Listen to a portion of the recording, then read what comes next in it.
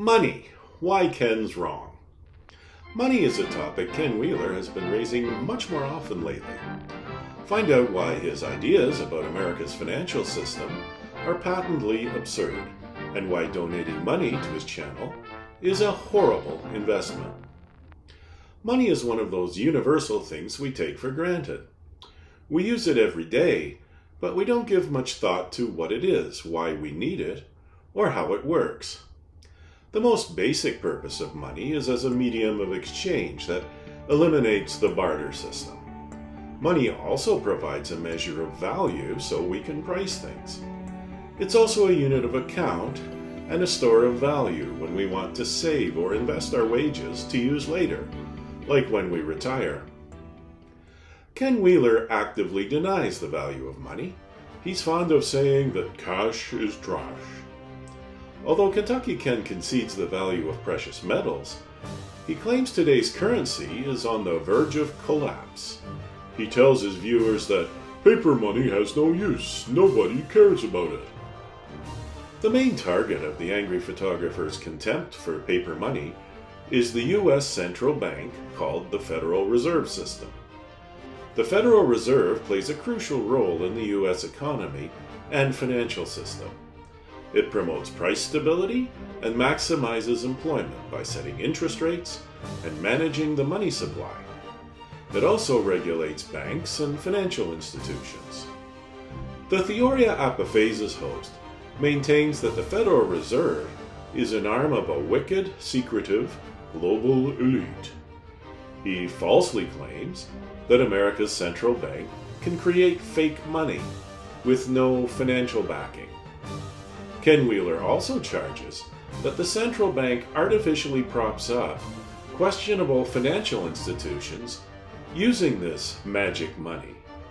He claims that when the diabolical powers that be decide the time is right, they'll allow all those fragile banks to fail, wiping out the savings and independence of everyday Americans.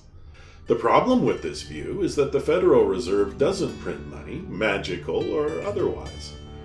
The Treasury Department produces money through the U.S. Mint for coins, and the Bureau of Engraving and Printing for paper currency. Because of his distrust of paper money, Ken Wheeler advocates using precious metals instead. There are multiple issues with this notion. Relying on precious metals is reverting to the primitive barter system our ancestors replaced with money centuries ago. Precious metals also don't pay interest or dividends when they're sitting in storage. The angry photographer sees precious metal hoarding as a disaster preparation measure. However, since they aren't particularly useful, like iron, steel, nickel, or copper, a post-apocalyptic economy would have no urgent need for precious metals like gold, silver, or platinum. Oddly, Kentucky Ken claims that silver is more precious than gold. There are many reasons why gold is worth roughly 75 times more than silver. Gold has a long history of reliability and stability, while silver's price is volatile. Gold has a much larger and more active market than silver, making gold much easier to buy and sell. On the other hand, silver is much more common than gold, lowering its price.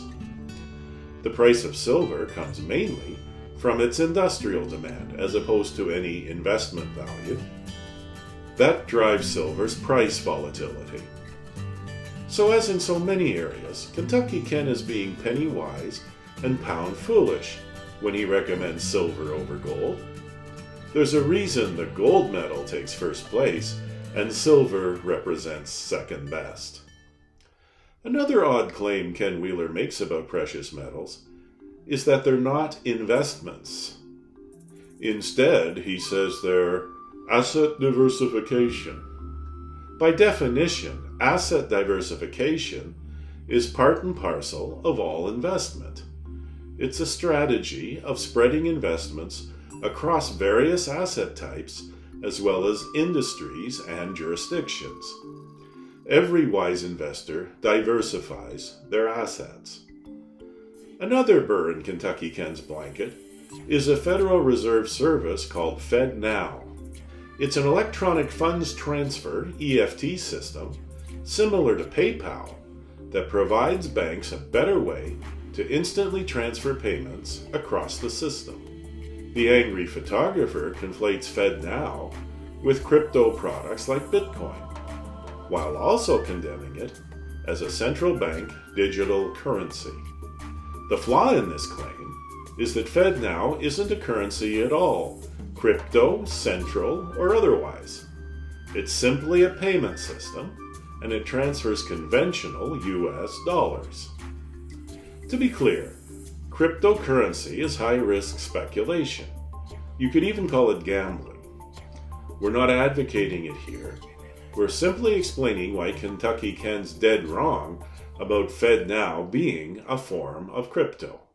A lot of the mystery and disinformation surrounding central banks like the Federal Reserve System comes from the fact that many people, particularly Ken Wheeler, don't understand them. Since central banks don't operate in secret, they're not hard to learn about, but the angry photographer would rather absorb and spout conspiracy theories that confirm his inaccurate worldview. Although the Theoria Apophasis host insists that cash is trash in virtually every video he makes, he never seems to offer to part with his own money. In fact, he begs endlessly for digital cash donations in his videos, and soliciting viewers' cash in digital form seems to be the sole purpose of his live stream webcasts. We discourage readers from responding to these requests with their hard-earned money. They're clearly a horrible investment.